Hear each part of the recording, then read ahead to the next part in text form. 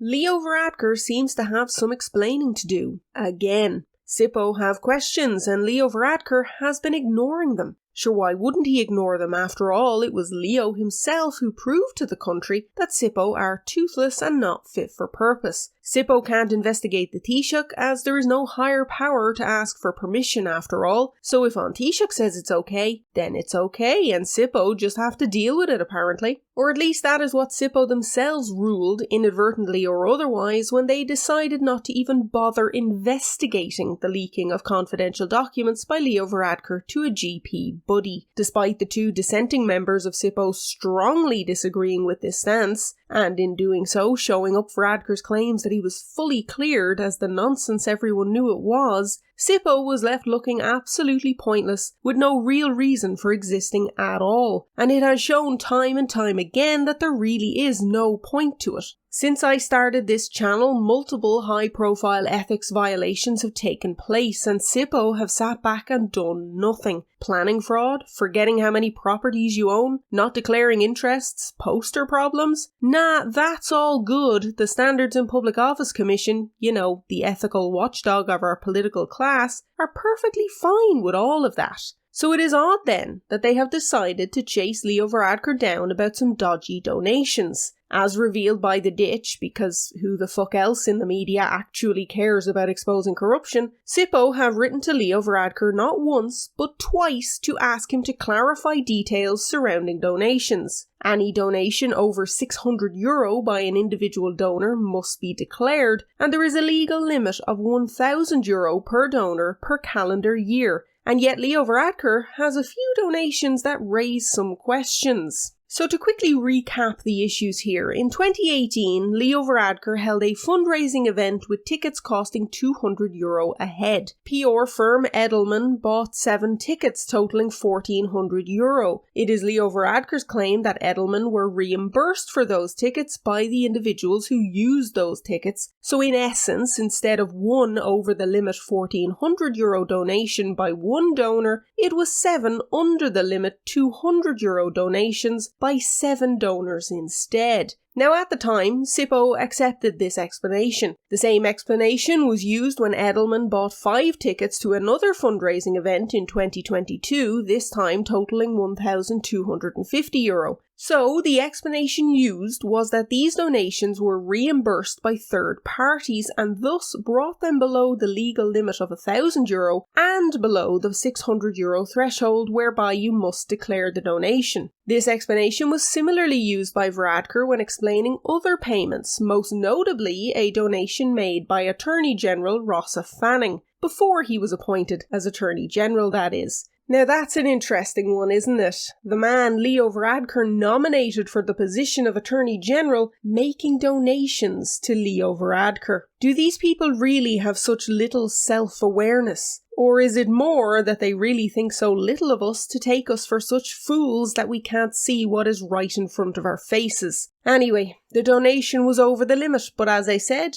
it was explained away. So it's all wrapped up in a neat little package then, isn't it? Varadkar never accepted donations over the legal limit of €1,000 because they were all actually reimbursed by others. And sure, doesn't he have procedures in place to avoid this sort of thing? Very tidy altogether. Or at least it was, until Edelman decided to correct the record when they explained to SIPO that no, they hadn't in fact been reimbursed by any individuals, and that the figures of €1,400 and €1,250 were correct. So Varadkar should be in hot water right about now. At least 2 donations over the legal limit that he neither declared properly nor returned. Failure to declare political donations is a criminal offence punishable by up to 3 years imprisonment under electoral law. As a result of this revelation, SIPO have queried the other donations that were explained away using the same logic. If that explanation was wrong in the case of Edelman, then it could also be wrong in the case of the donations made by Rossa Fanning, among others. There are also questions raised by SIPO about the manner of these payments, the ones Varadkar claims were reimbursed by individuals, and whether those who made the lump sum donation on behalf of others had followed the rules and registered as intermediaries with SIPO and opened a separate bank account for these donations.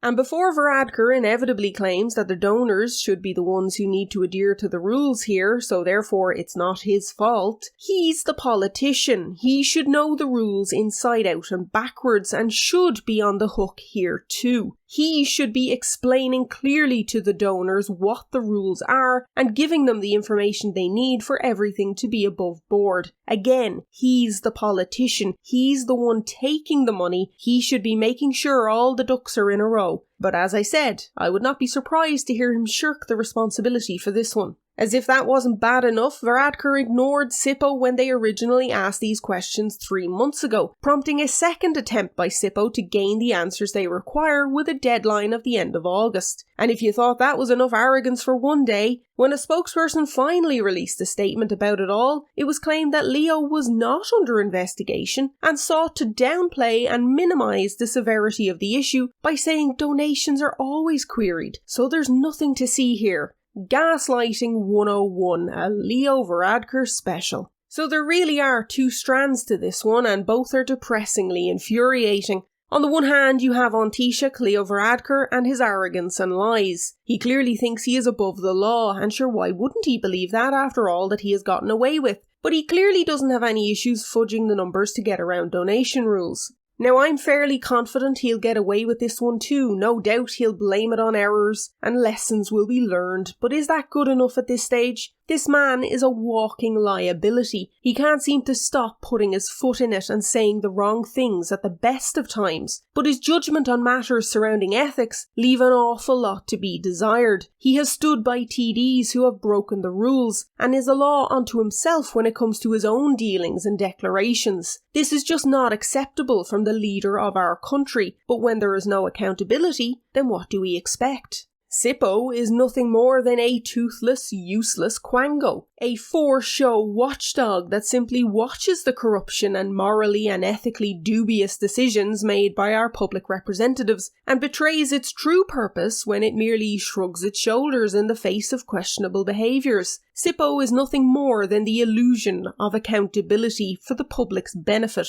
So why are they chasing Varadkar now? Who knows? Once again, outside of the ditch, the media have given nothing more than a cursory look at this story and parroted the explanations given by Varadkar without question. So perhaps it is all just an exercise by SIPO in dotting the I's and crossing the T's for appearance's sake. Either way, thanks to the ditch, we yet again have an infuriating look at just how dishonest and self-serving our political class is, and how much disdain and contempt they have not only for the people of this country, but for the rules which they are supposedly bound by. And as an aside, while usually those in government would be muttering the fucking ditch at yet more questionable behaviour being revealed, I'd wager one Simon Harris is quite happy with it all. Mr. Harris seems to be on a mission to show himself as a true leader for Fine Gael by waffling about rebuilding the social contract and other such guff. And with his two biggest rivals in Leo Varadkar and apparently Helen McEntee not exactly bathing in glory lately, well, I'd say Simon Harris might just be one of the few in government to be happy enough with the ditch's current target.